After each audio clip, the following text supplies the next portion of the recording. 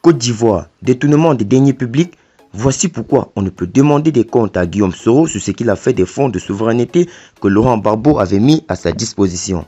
Plus de détails après le générique. Avant de commencer, abonnez-vous à la chaîne et activez la cloche de notification car cela va vous permettre de ne plus manquer les prochaines vidéos. Let's go!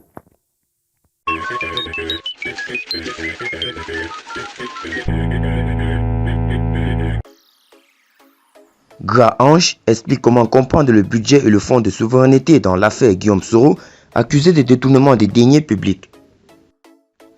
Le budget de souveraineté est une tradition héritée du colonisateur français qui consistait en ce que le budget de la présidence de la République, pour des raisons historiques et non textuelles, échappait à tout contrôle. À l'initiative du président Nicolas Sarkozy, cette exclusion a été abandonnée en 2008 en France. Ce n'est pas le cas de la Côte d'Ivoire où elle est toujours en cours. Les fonds de souveraineté dont bénéficient certains ministères ou institutions, et c'est ce qui montre la malhonnêteté de l'accusation de détournement des deniers publics portée contre l'ex-président de l'Assemblée nationale, sont des parties du budget de souveraineté que la présidence de la République met librement à leur disposition. Elle détermine aussi librement le montant qui leur est alloué.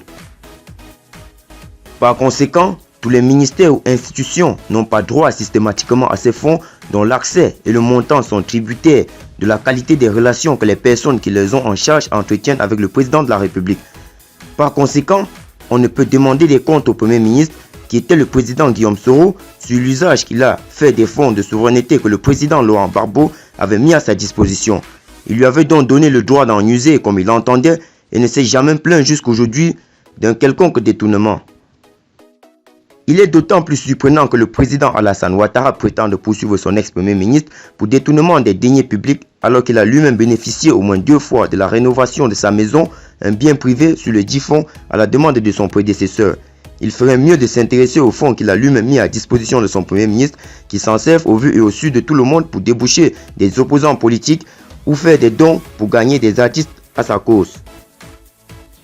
La procédure ouverte pour détournement des deniers publics recèle une forme d'immoralité difficilement supportable, surtout lorsqu'on sait qu'elle émane d'une personne qui occupe les plus hautes fonctions de l'État et qui continue lentement mais sûrement sa descente en enfer.